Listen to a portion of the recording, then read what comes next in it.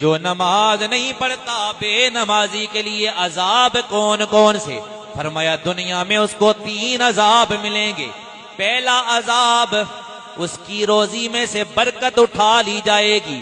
دوسرا عذاب اس کے چہرے سے نور چھین لیا جائے گا، اس کے چہرے سے نور ختم ہو جائے گا۔ تیسرا عذاب فرمایا دل میں، ایمان والوں کے دل میں اس کی نفرت پیدا کر دی جائے گی۔ یہ دنیا کے 3 عذاب، اور فرمایا 3 عذاب مرتے وقت اس کو دیے جائیں گے جو نماز نہیں پڑھتا۔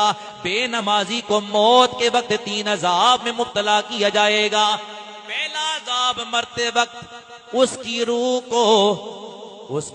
کو اس طرح قبض کیا جائے گا، سختی کے ساتھ قبض کیا جائے گا۔